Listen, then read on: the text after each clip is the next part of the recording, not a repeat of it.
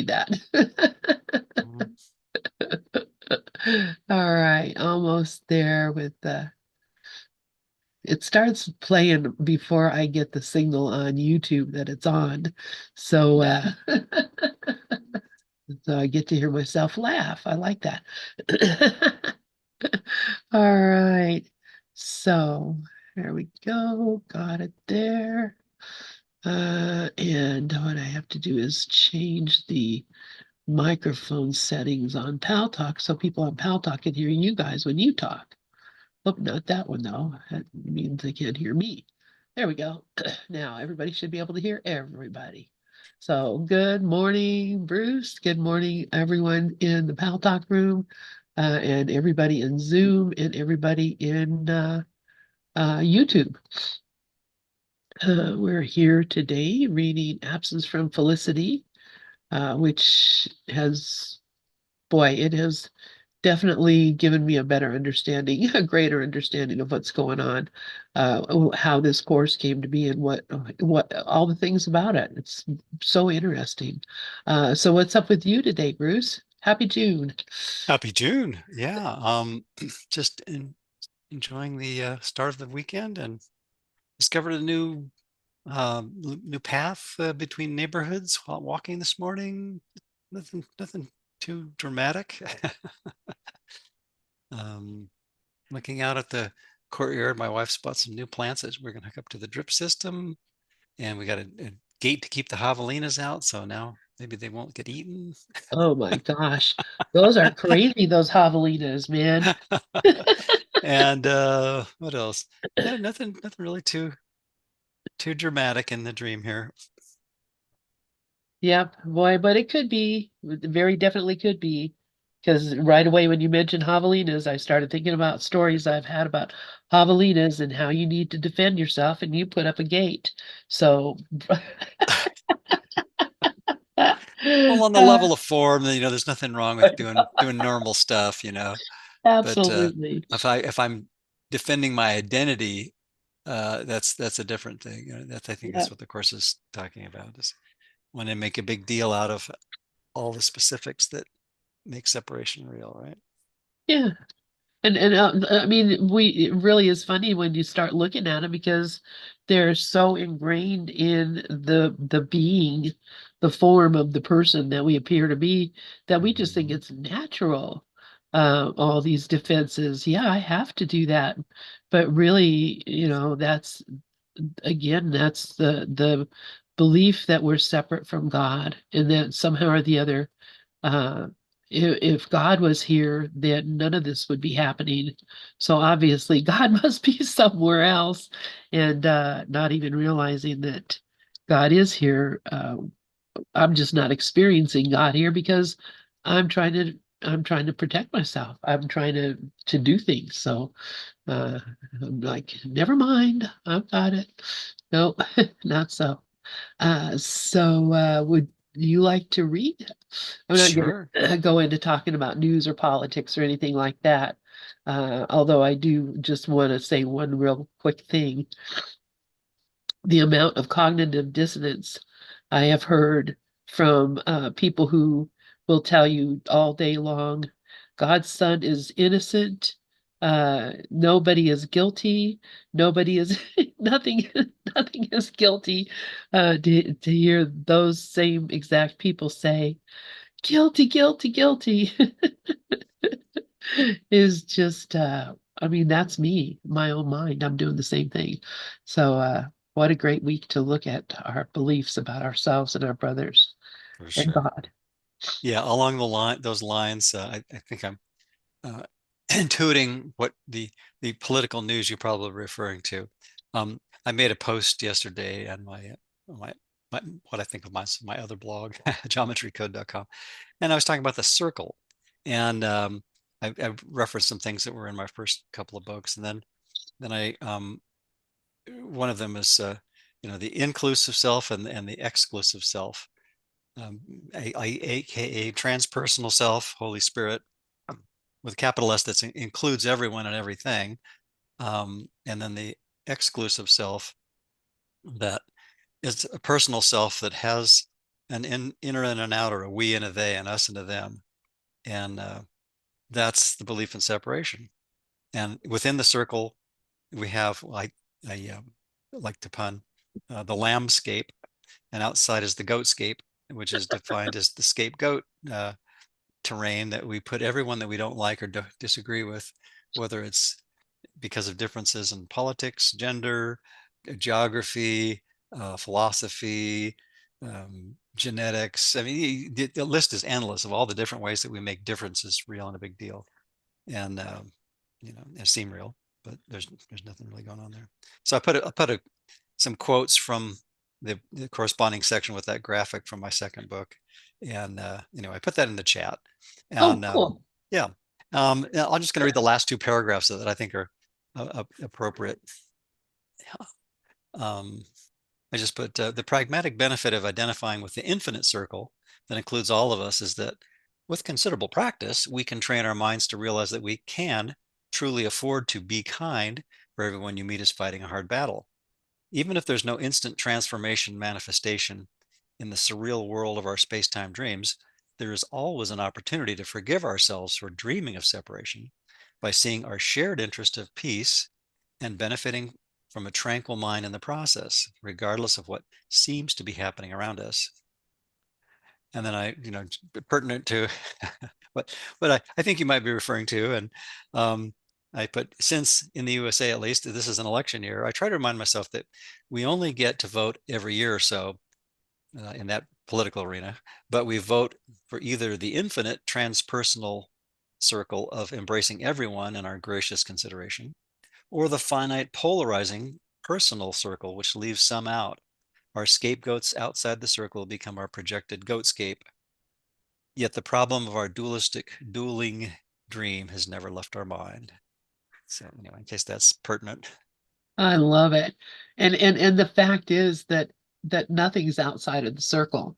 Yeah, That exactly.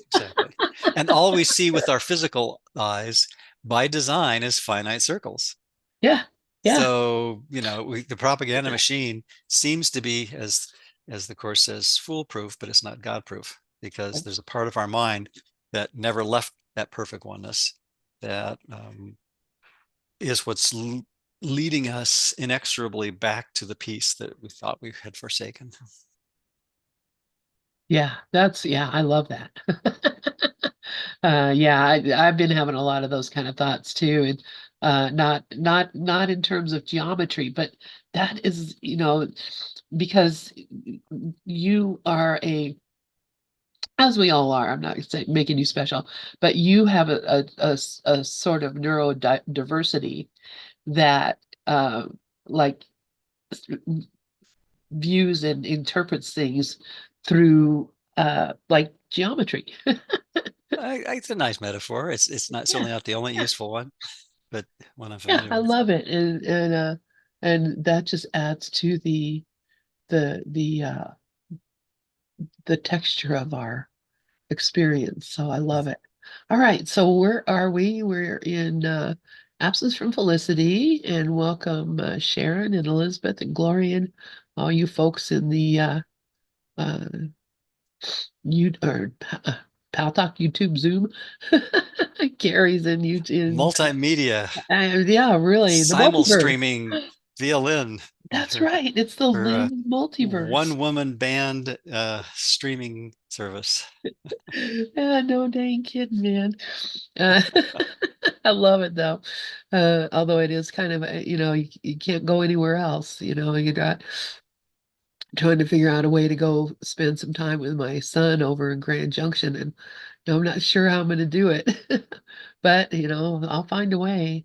Well, the thing is that's so beautiful about, first off, we had these programs before, but now Windows uh, has you can remotely control any of the computers that are on your account.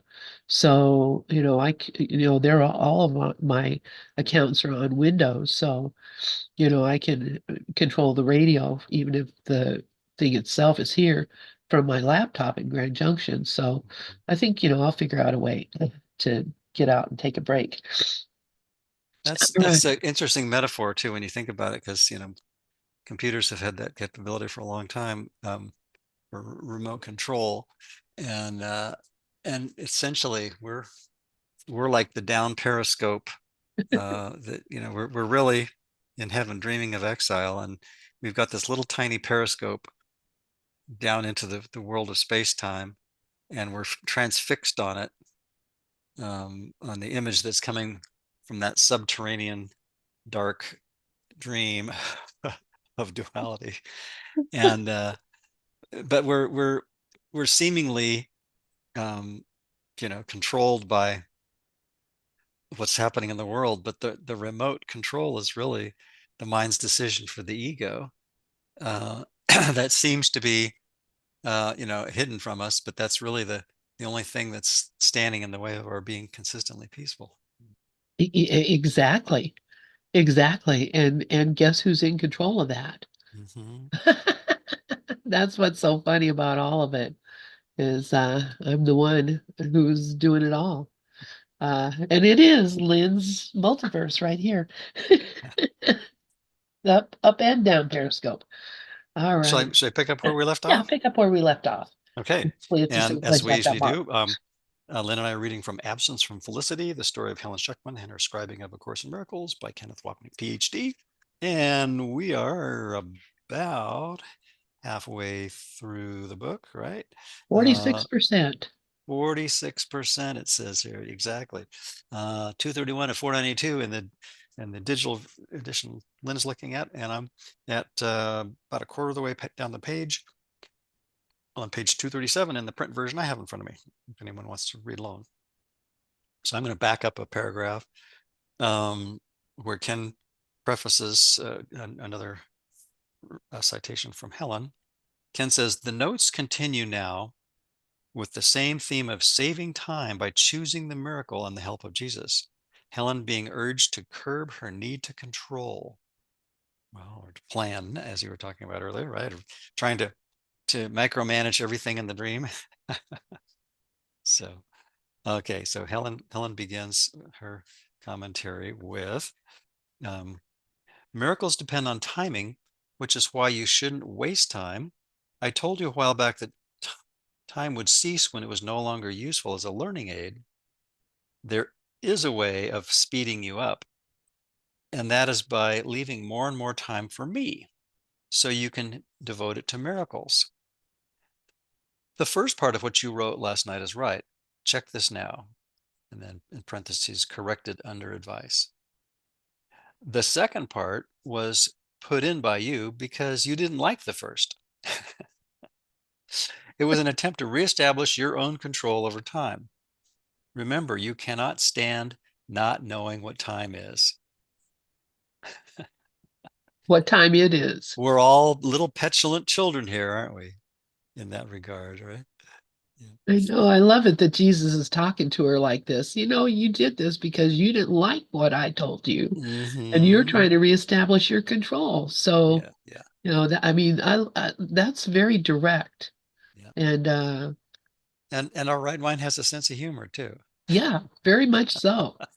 Very much so. I mean, you got to be chuckling when you read this stuff. Mm-hmm. Okay, the last paragraph in Helen's commentary here.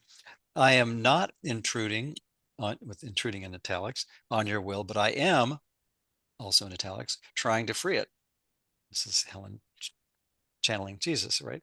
I told you in the next part of the course, we'll place increasing emphasis on atonement, and I define this as, quote, undoing, unquote. You know very well that changing learning patterns requires undoing the old ones. The real meaning of retroactive inhibition is simply that when two kinds of learning coexist, they interfere with each other. Well, I think one could say, as if once we start studying the course, until we're at the top of the ladder, we're all in a state of learning to recognize and eventually escape from the ego interference, because everything that Holy Spirit accomplishes, the ego tries to undo, and which is epitomized by what Jesus was just telling Helen she did of adding a second part to undo the first part. And the and a parallel, I think, thought in the course that is very helpful, as well as very challenging for all of us because of our enormous resistance, the undoing the undoing, if you will, or denying the denial of truth, is the statement that in the course that says truth is true, and most people would, even if they without a whole lot of thought, say sure, that's right. And then the second part is, and nothing else is true.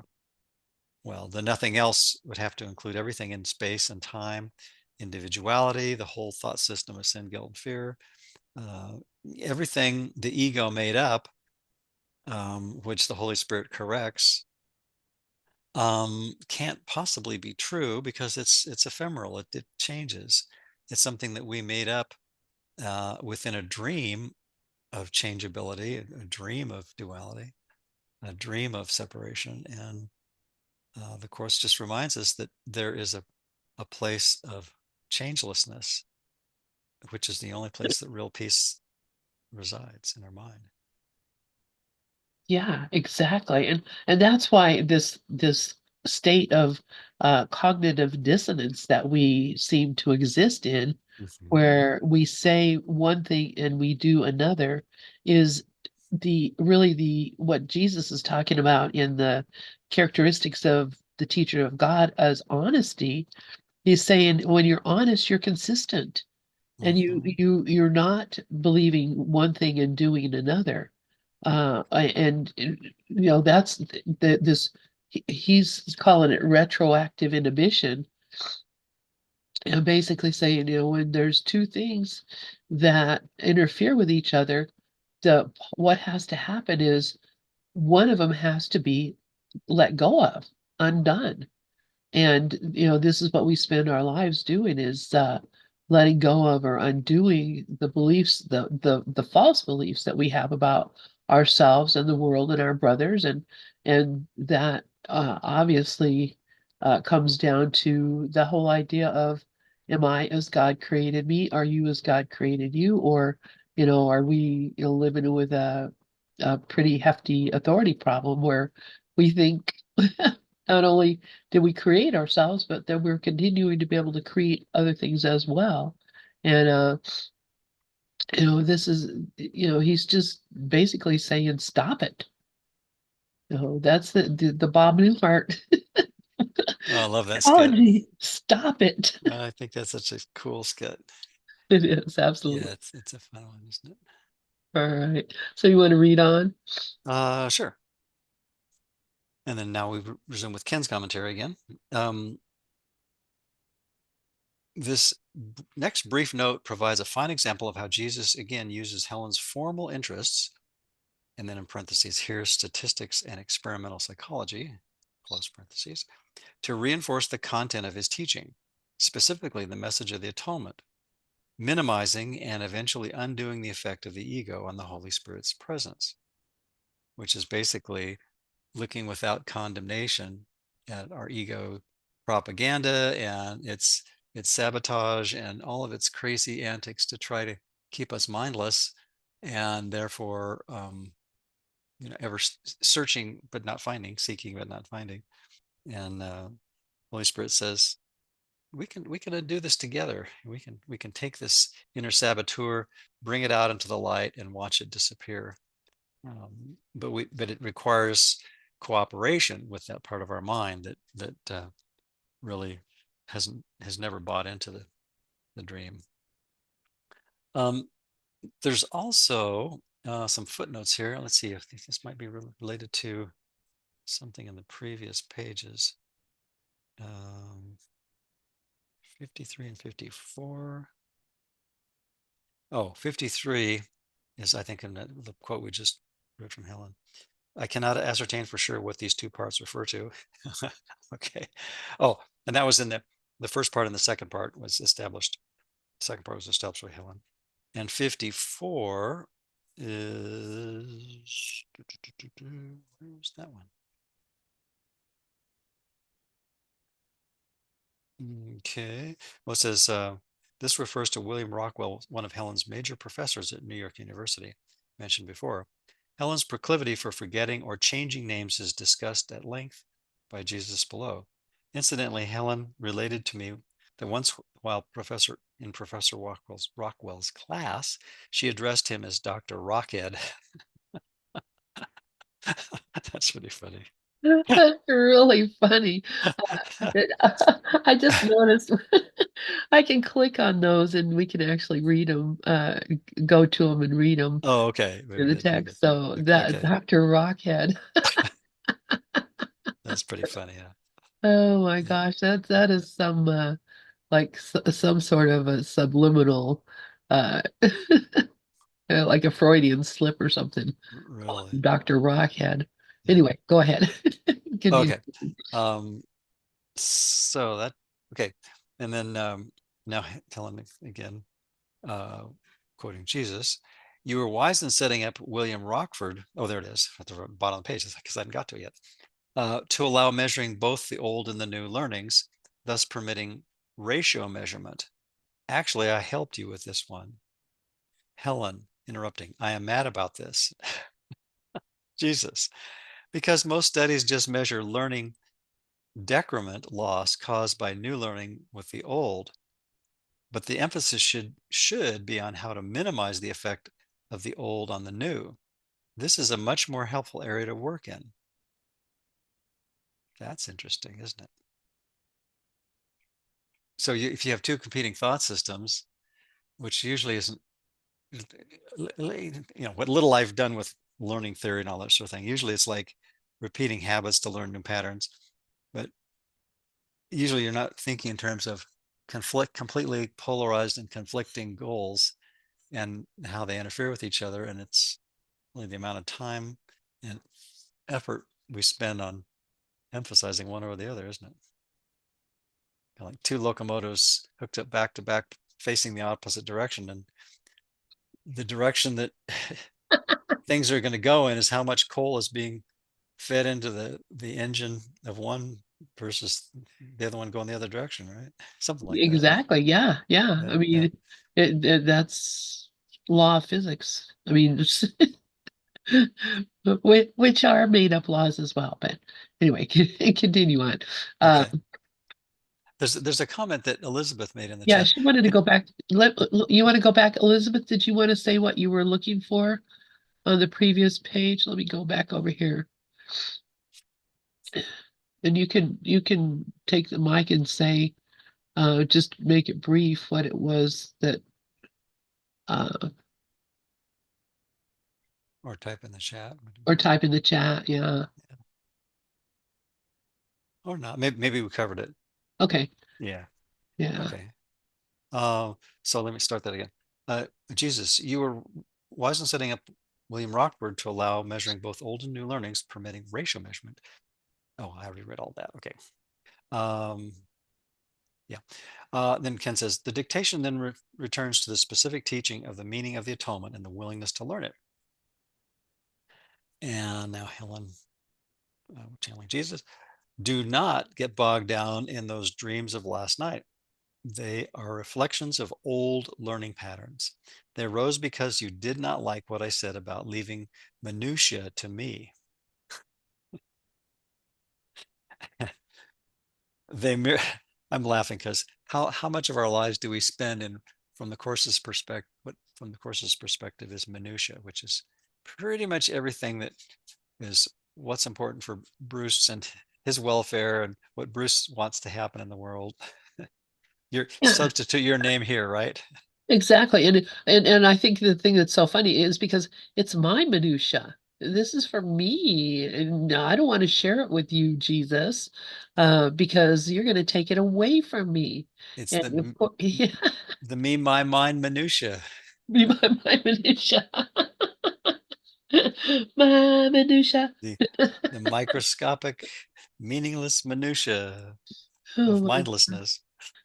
yeah, Okay. but yeah, I mean that is I think we could just stop right there and go for the rest of the day looking at how we're trying to hold on to our crap. instead of, letting Jesus, who could take care of it so easily, just like telling us where to go to buy the coat. It's not that he's telling you where to go or what to do because you already went there and did it.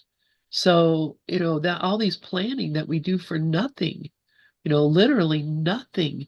We're in our minds making up, stories how never does any of the story that I make up in my mind about what I think is going to happen in the future, never does it ever occur the way that I experience, I expect it to, because it already occurred, and all I'm doing is just making up defenses to prevent something that I can't do anything about. And it really is just it's so ridiculous. So, that's why it's not that we just let Jesus take care of the minutia, but recognize that there is no minutia. It's all been taken care of. Since this morning when I first woke up, and I knew today's lesson, and in my defenselessness, my safety lies. I've read that so many times, thought about it so many times. I had to go through it with a group of people this morning, and we talked about it. The whole day I've been looking at, what are my defenses? What are my defenses? Because, that the defense that told me instead of, laying in bed for an extra 15 minutes, I better get up and go check on, stuff to make sure everything's working right. And sure enough, that was a good idea because things were not working right and I had to restart a bunch of stuff. But, that, it could have been just the Holy Spirit waking me up in time to go and do those things because I was going to be needing to do them. But that's but my plans, how I set about to do things were not that. So I was thinking, gee, I wish I could just sleep for another 15 minutes. And that was, what I felt wanting to do. Uh, just all the crazy things that come up into your mind to try to prevent or to help what is going to be happening in the near future or distant future are all futile. There's no reason for it because those things are already going to happen or have already happened, and we're just reviewing it.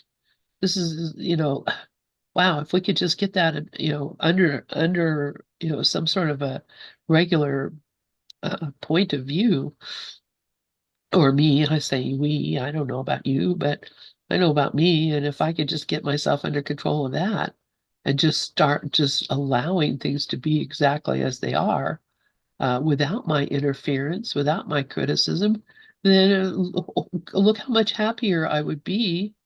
But my ego is like, if you do that, you're going to be in a free fall. You're going to be, on the roller coaster, and it's going to be going up and down. And yeah, the roller coaster is going to be up and down anyway. That's the way a roller coaster works. I'm here to ride the roller coaster. I can't be bracing myself to prevent my experience and then, wondering why I'm not having fun on the roller coaster. There's, well, that's enough. I just, I'm just, this whole idea of getting bogged down in minutia Mhm. is exactly what Jesus is talking about here. Yeah.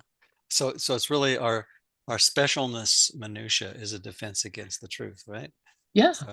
So everything that we use to preoccupy our mind and forget that there's a real alternative in every moment is a defense against the truth. And that's why I was listening to one of Ken's wonderful, prolific, profound audios this morning, and he was talking about how the uh, the God of the Christian Bible basically takes great interest in what's happening in the world, and because he, the alleged creator of the world, was responsible for it, and that in that thought system and that whole theology, the minutiae is very important, and um, And that's why, Ken was saying, to think of the Course as an extension of the Bible or the Third Testament or anything resembling that is absolutely ludicrous, because the two thought systems are really completely antithetical in their foundations. And the Course, it very explicitly states that, you know, the the world as we know it could not have been made by our Creator. And if that was the case, if this were the real world, God would be cruel, which to me is Yes. like an incredible relief, because that means that when we begin to wake up to the idea that our Creator doesn't care about the specific dream figure that we made up, then that frees us from having to identify with that dream figure, and gives us the incentive and the motivation to want to look to go beyond that and find our real identity that's there in our mind, waiting patiently for us to return to it. So, Yeah. so getting bogged down in minutia isn't a sin. It's just bottom of the ladder stuff. Like he was saying. Jesus in her mind appearing to help Helen with shopping and doing all those kind of minutia things, um, was only so that she could begin to trust that awareness in her mind. And then, as it was pointed out, those very low rungs of the ladder kind of steps then are no longer needed. And then at some point, Helen realized, I don't need to do that anymore. I don't need that those training wheels. And now I can actually go faster because I don't have the training wheels, Yeah. metaphorically. Yeah. Yeah, and it's really funny. I kind of read ahead in the next paragraph a little bit, and I wanted to, excuse me, clear my throat. Sorry about that. I wanted to tell a story about getting dressed, and I was traveling with a group of course students, and we went to this one friend's house in somewhere around Boston. I don't even know where the heck we were, but anyway, we went to her parents' home, and her parents like were wealthy, and they had, I mean, it was just amazing. They had traveled all over the world. They had all this great artworks, and it was like a wow, just a what did I do with my life kind of moment when I looked at all the things that they had and did, how that goes. But anyway, so the friend said, I've arranged for us to go and have lunch at the country club. And you're gonna love this country club. It's got great food, we're all excited. So we're getting ready to go. And I'm getting dressed, and I want to wear these jeans, and I'm like, these are, I want to wear these, black jeans. They're really cute with this, blah blah blah. Had my whole idea, and I kept getting in my mind, nope, wear those slacks. Don't wear the black jeans. Wear those slacks. I'm like, but I want to wear the jeans, and I was hearing, no, wear the slacks. Don't wear the jeans. So finally, I'm just okay. I mean, I seriously was hearing wear this clothes. So I wore the slacks, and we're in the car with her driving to the country club, and we get up to the gates of the country club, and she says, "Oh, gee, I just remembered. Is anybody in here wearing denim?" And we look around. One person was wearing jeans. Guess who was not wearing jeans? One person was wearing jeans, and she said, "Oh, you can't go in. You have to change your clothes because denim is not allowed." And I was like, well, gee, thank you, Holy Spirit, because I would be changing my clothes in the car on the way to the country club if you hadn't told me to not to wear the jeans. Now, you can believe any part of that you want, but it was absolute for me. Like, okay, I can actually trust that what I'm hearing is not just some, aberration in my mind. There really is a purpose to it. So anyway, thanks for letting me tell that story. So it's not even in our chromosomes or in our genes that's the problem. It's really just in our mind, right? That's right. Oh my gosh. Yeah. Should I start that paragraph over again? Yeah. Yeah. Because Okay. I think there's such that minutia idea is just so important Yeah. because Go ahead. or really transcending the minutia by bringing every little bit of it into our forgiveness classroom with the Holy Spirit. And I think that was reflected in a comment that um, Elizabeth made. A big pointer for me in this paragraph, what you told me is the light dispels the darkness. Well, the light, of course, is the awareness that nothing in the dream really has any bearing on what's outside the dream. Anyway, so um, Helen's quoting Jesus here: "Do not get bogged down in those dreams of last night. They are reflections of old learning patterns. They arose because you did not like what I said about leaving minutia to me. They merely illustrate your willingness to get bogged down because you are afraid of the course. So don't use them that way. If you are tempted to do this, ask Bill to stop you. This course is about willingness, not unwillingness. Unwillingness has to be replaced by willingness because willingness is part of readiness without which learning cannot occur. Go and look up atonement and then get dressed. To save time, wear exactly what I tell you and go." Yeah. Yeah. So we can go beyond our genetic problems and transcend our genes, right? I can't imagine Helen wearing jeans, but that's Yeah, really. Well, how do we know? I mean, that's maybe right. she did, and just it was never documented in all the accounts we've Uh, read. That's right. Do you want to pick up from here? Okay, so Jesus tells her, wear what I tell you to wear and get dressed and go look up atonement. So she did. Helen then wrote down what she found in the dictionary, followed by Jesus's comments. Atonement, obsolete. It was a word that was not in the general genre of language. Short for set at one and reconcile to agree. Obviously, before reconciliation or agreement is possible, the discordant or out of accord must be undone. It may seem as if darkness must be dispelled before light can come in, but the truth is that darkness is dispelled by light. Oh, Mhm. I love that. Uh, You it's know, you know, as you're reading that, it occurs to me, I think that fits very nicely with where it says in the course elsewhere that trying to ready yourself for the atonement isn't the idea. Because, pardon me, if I use ego to try to undo the ego, it's not going to work. And that's basically trying to make preparations to forgive or to atone or for salvation on our own. Um, that's basically another way of ego trying to co-opt the process and micromanage something that can't be done because light isn't in ego's vocabulary. The only variations it has is variations of darkness, right? Yeah, absolutely. And so basically either we have the rules that we made up, and you can see where that got us.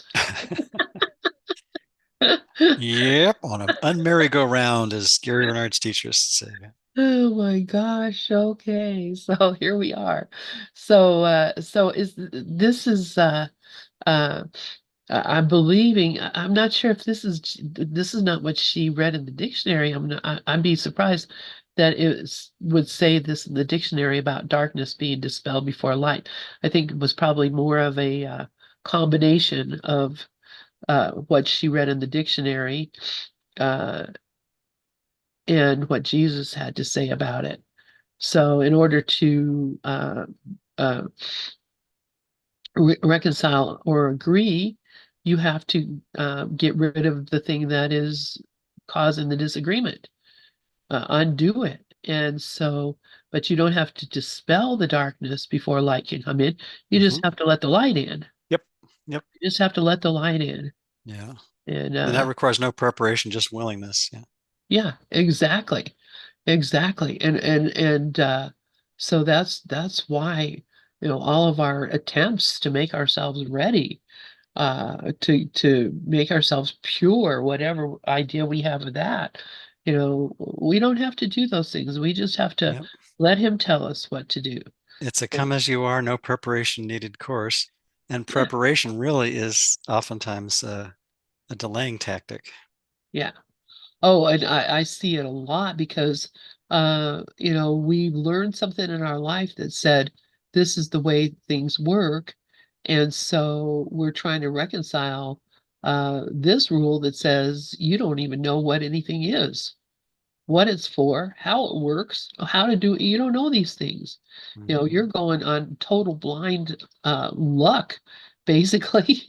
If Yeah. something you think is going to happen actually happens, that's nothing can be planned here because it's already done. So all we're doing is just uh, spinning our wheels, getting ourselves ready for something that we're already ready for. So we're here. Okay, so Ken says dictation of more miracle principles followed, and we're back to the notes that were typed by Bill. And uh, let's see, current numbers 35 through 39, where Holy Spirit is now found. The term spiritual eye was originally used by Helen, another example of how her fear interfered with her hearing clearly on the form level. This was changed afterwards to its proper term. So, yeah, there are a lot of people who say, we should be saying spiritual eye because this is what Jesus told her. No, that's not what Jesus told her. Jesus was telling her Holy Spirit, and she was hearing spiritual eye because that is how her fear interfered with her hearing. So, these people, and there's a lot of, why do I say these people? It's, gosh, so easily want to just throw my brother under the bus. The idea that these original notes that Helen wrote down and were typed up are exactly what Jesus wanted to say. It's ludicrous because Helen's mind was all over it and interfering in so many ways in even just the words that were used, the language that was used. And so we have to really look at what what Jesus corrected it to, which I believe is in the FIP version. And I don't think any other correcting needed to happen. But that's my opinion, of course. And other people think a lot of correction needed to happen. So, so anyway, so he changed the word spiritual eye to Holy Spirit. And so Ken says, what is now Miracle Principle 40 was followed by tell Bill that this true strawberry mark, quote unquote, of brotherhood. This is the true strawberry mark of brotherhood. This is just a sign of special concern for him because he keeps worrying about this. And I always, whenever I read this, I was like, because I have a strawberry mark, birthmark. And so, like, oh, Jesus is talking about my birthmark. I hadn't heard that term before. So strawberry mark is just another name for a birthmark, or is that a specific type? Yeah, it's the red birthmark. Oh, okay. That's Okay. like Okay. I have one on my neck. There's people that have it all over their whole face, whatever. Oh, But okay. So there's not different kinds of fruit marks and like papaya mark no, and mango mark and banana mark. Okay, okay. Just checking. yeah, Since I wasn't no. familiar. I don't But remember reading this before, so I was like, okay. yeah, the strawberry mark. Okay. The Okay. reference to the strawberry mark comes from Mozart's opera, The Marriage of Figaro, a favorite of Bill's. In the third act, Figaro escapes a difficult situation by suddenly discovering his long lost mother by the strawberry mark on his arm, which she had placed there. So I don't know how she did that. Maybe gave him a big noogie. I don't know. But the reference is thus but another example of Jesus's personal gifts to Bill, wherein he attempted to help Bill release his resistance to love through holding his own sense of holding to his own sense of unworthiness.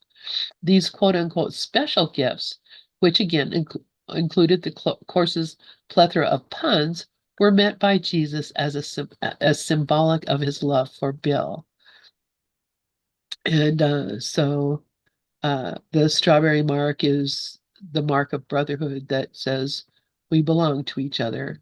And so The universal hickey, basically. yeah, exactly. And exactly. And yeah, that to me, that have most of my life, oh my gosh, when I was a kid, teenager, whatever, holy cow, until till I found makeup and was able to start covering it up. I was constant, people, kids, adults, all kinds of things people would say. You can't believe how dumb people are about stuff like that. But, I went through my Well, whole, I don't know. We believe that we're here. That's pretty silly, well, isn't that's pretty, yeah, that's true too. That's true too. it? But but then, I always, first off, you will always recognize me. People, I think I've told you the story of a kid that I was in like third grade in Leadville, whose family moved to Alaska. And one day I was in Safeway in Broomfield, when I was, worked at Rocky Flats, a grown-up woman, and working and walking through Safeway, and this guy called my name.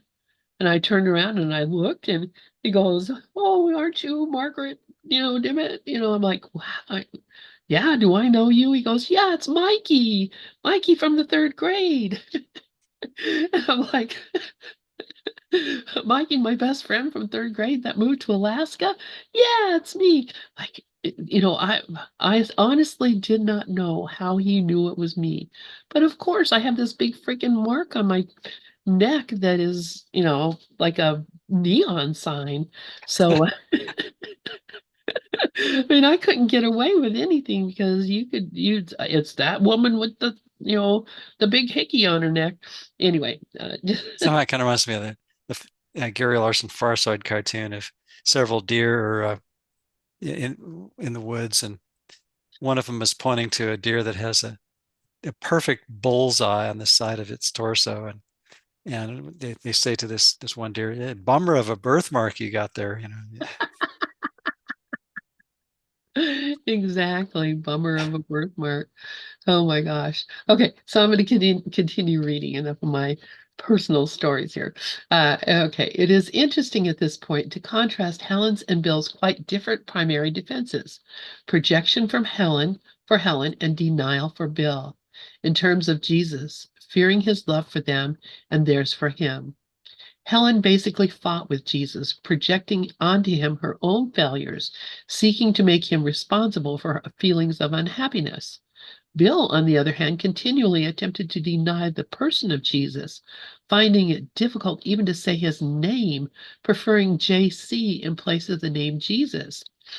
In later years, Bill would publicly as well as privately state his belief that the source of the course was the Christ mind or Christ consciousness, thereby continuing to avoid the personal presence and love of the one whose course he so faithfully dedicated his life. This denial was a particularly important defense for him. Wow. Oh my And God. I think some of us probably can relate to that, who have had um, issues with religion, um, particularly the Christian religion, and so we've got psychological baggage from our religious experience, perhaps, and I think that's why in Jesus's course he says, you may, probably most likely, do need to forgive me, because if we project our unconscious guilt onto the like a perfect symbol of separation and difference, because after all, from the Christian point of view, at least the formal religious version, um, this is the only begotten Son of God. I mean, they talk about supreme specialness. You can't get much more special than that, and that makes the inequality a really big deal. And back to the scapegoats and the lambscape. If you're in good graces and you've done all the right religious things, you're a lamb, and otherwise you're a goat. And but just by default, everyone that isn't Jesus is a second rate citizen at best, right? Yes, and there's people that are angry and don't want to hear about Jesus or think that Jesus somehow is trying to lord it over us. That's a pun, but but in reality, the whole course, Jesus is telling me you're just like me. I'm just like you. The only difference Hmm. between us is I was willing to hear the voice and I listened, and you can do the same thing. He's not, faulting us for being weak. He's just saying you can do this too. So I went to the footnote here. Uh-huh. It says, on one level, as I shall discuss in part three, one can say that Bill was correct in describing A Course in Miracles as coming from the abstract Christ mind. Which, to be honest with you, is how most of us talk about it these days because this idea of Jesus being kind of old-fashioned, I guess. However, the specific motivation behind his speaking this way appeared to be Bill's denial of his own personal relationship with Jesus as Bill. It was thus the voice of fear speaking, not wisdom. Jesus' frequent attempts during this period to help Bill develop his relationship with him were aimed at reducing this fear. And that's a So very important footnote, isn't it? Because it is. that's really what we were just talking about is we all have a tremendous forgiveness opportunity for any, I mean, obviously in the Western world, and which really has now impacted most of the world because of cultural, you know, osmosis, really just pretty much unless are an Aboriginal or live in a cave or somehow manage to avoid media of the Western world for however long you've been in this lifetime, which means you're probably not listening to this conversation right now. That's pretty unlikely that we don't have some kind of baggage in terms of our forgiveness for that particular uh, figure, and really transforming our relationship to one of a begrudging appreciation of a religious figure, if that, to a recognition, as it says very nicely here, is this a personal relationship with Jesus as Bill. I mean, that's really hugely important, isn't it? Because that's really saying it's really Jesus as your name here, not the personal self, but the decision making mind that is really the target of Jesus's course, because Jesus isn't interested in Bruce or Lynn. He's interested in the decision-making mind within the uh, the minds of those who identify themselves mostly as Bruce's and Lynn's and whoever else is Gloria and Michael, Sharon, Elizabeth, and so on. Whoever else might be listening to this in the recording, or the streamings, all the different streamings you've been so helpful to do, Lynn. I mean, those figures are not the target of the course. Those are really just um, projections that are our classroom, but the mind that is receptive and has the willingness to listen to Jesus's course is our relationship with Jesus as our decision making self. Exactly, exactly. And not rejecting the persona of Jesus because of the story that we've been told about him. I mean, our story that we've been told, oh, he died for me. He died because of me. Right. Because of my guilt. I did this, and now, I can't have a personal relationship with this guy who I think gave up everything for me. And the reality of it is, that's the whole purpose of it, is not to be aware that, he didn't die. There is no death. Yeah. Yeah. And he tells us that over and over and over again. And we still reject it. And it's interesting to me. I think Bill had they both had a lot of exposure to Jesus during their lifetime because of various whatever religious things of family or friends or in whatever way, Helen just wanting to go to church and to know about Jesus and uh, all these things that appeared to be happening uh, uh, in relationship to this character. But remember, it was Helen that decided it was Jesus, and that that the voice that she was hearing. And what if she had decided it was Buddha or Muhammad or something? Right. But she, and he, I think he just kind of went along with it. But I do, the explanation of, uh, in fact, that it's actually a sort of a denial for us to be talking about the Christ mind and not our personal relationship with Jesus. Does that make sense? It does. I need to leave a little early because Oh, okay. I've been asked to start another class for School for Course Miracles. So Yeah, I'll see you next week. And as always, Lynn, thanks so much for sharing this hour with me. And what a great conversation. Let's pick up where we left off in the week. absolutely. I love you, brother. Have a great week, and we'll see you next week. And Likewise. Thanks so enjoy much. the cooler weather now because it's going to be getting hotter soon. Oh, it's already hot here. I know. Have a great one. Thanks. Bye. Bye-bye. All right, let's stop this share. Morning, Dove. Good to see you, brother. Let me